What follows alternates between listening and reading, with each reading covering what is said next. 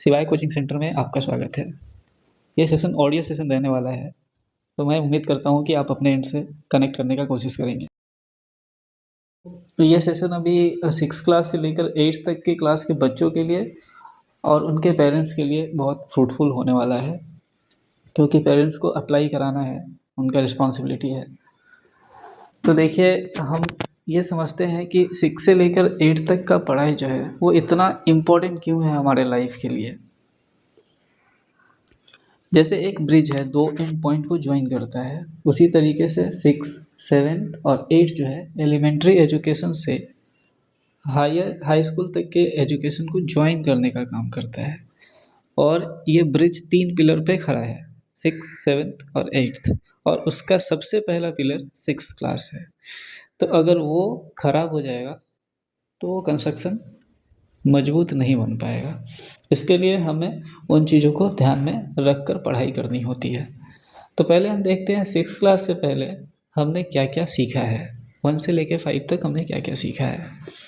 तो बहुत step by step हमने चीज़ों को, अपने आसपास की चीज़ों को रिकॉग्नाइज़ करना सीखा है, उसका डेफिनिशन सीखा है और उसका बेसिक यूटिलाइजेशन सीखा है। जब आगे की क्लास में हम जाएँगे, 6th क्लास में जाएँगे, तो उनमें से बहुत सी चीज़ें हमारे 6th क्लास में भी मिलेंगी। तो ऑलरेडी हम उसको थोड़ा बहुत आइडेंटिफ़ाई कर चुके हैं, तो वो चीज़ सीखने के लिए हमारा मसल मेमोरी तैयार है। लेकिन कुछ चीज़ें नई भी आएँगी। बहुत ज़्यादा चीज़ें तो नई नहीं आएँगी, लेकिन कुछ चीज़ें नई भी आएँगी। तो उन नई चीज़ों के लिए सरकार की पॉलिसी है कि इस एज कैटेगरी का बच्चा उस क्लास के लिए एलिजिबिलिटी रखता है, तो करिकुलम को इतना फ्लेक्सिबल डिज़ाइन किया हुआ है कि उसमें आप फिट आ जाएँगे। तो उसके लिए आपको ज़्यादा पैनिक होने की ज़रूरत नहीं है, या फिर पेरेंट्स को भी ज़्यादा पैनिक होने की ज़रूरत नहीं है। वो चीज़ आप सीख लेंगे। लेकिन अब है कि वो सीखने का तरीका हम कैसे सीखेंगे, स्टडी कैसे स्टार्ट करेंगे 6th क्लास में। क्योंकि एलिमेंट्री एजुकेशन में आप बहुत खेल कूद कर सीख रहे थे, बहुत आसानी के साथ सीख रहे थे।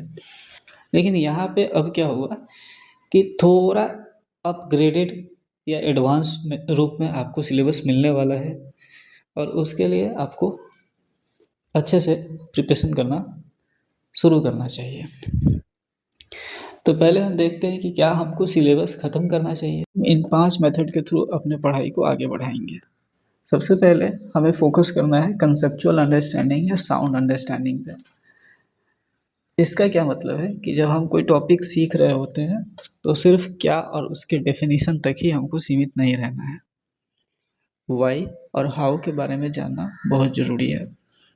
जैसे मान लीजिए कि बारिश है, अगर बारिश नहीं हुई तो फिर हमको पीने का पानी कहाँ से मिलेगा? या फ़ोटोसिंथेसिस की प्रक्रिया है, वो अगर संपन्न नहीं हुई तो फिर हमें ऑक्सीजन कहाँ से मिलेगा?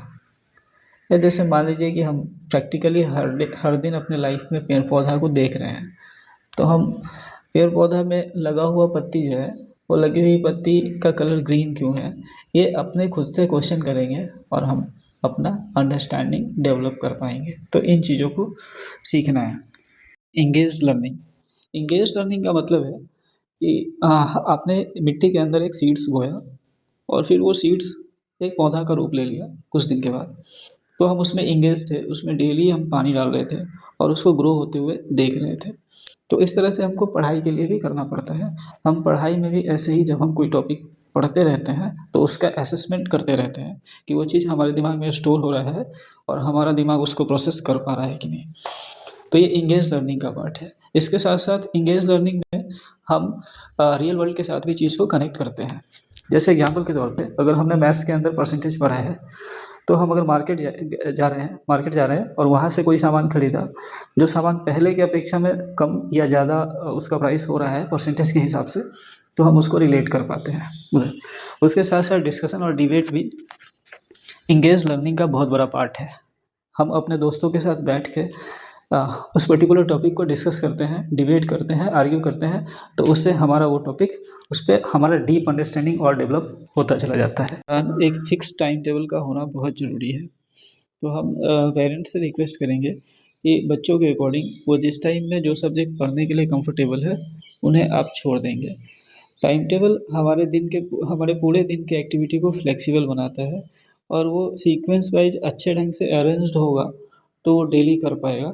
इसमें आपको अपने एंड से ज़्यादा एफर्ट लगाने की ज़रूरत नहीं होगी, वो खुद कर लेगा।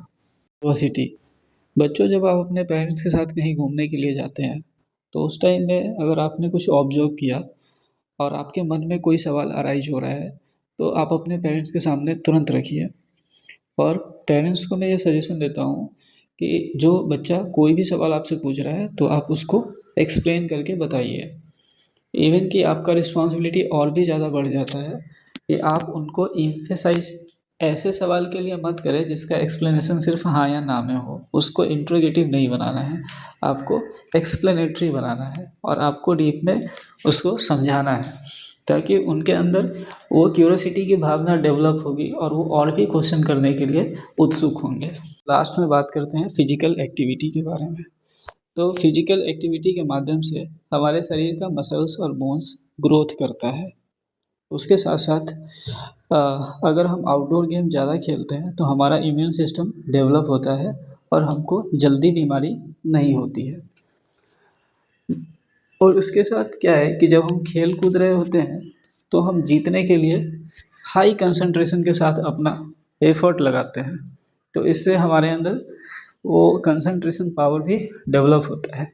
उसके साथ साथ जीत और हार का असर, जब हम हार जाते हैं तो दोबारा खड़ा होने के लिए जो हमें पावर आता है वो पावर, वो रेजिलियंस हमको पूरे लाइफ काम देता है। ठीक है, तो यहाँ से इन चीज़ों का पकड़ मजबूत हो जाता है फिजिकल एक्टिविटी के माध्यम से। तो हम अपने सेशन को एंड कर रहे हैं। उम्मीद करते हैं पूरे सेशन को आपने बहुत अच्छे ढंग से एंजॉय किया होगा। Have a nice day, good bye.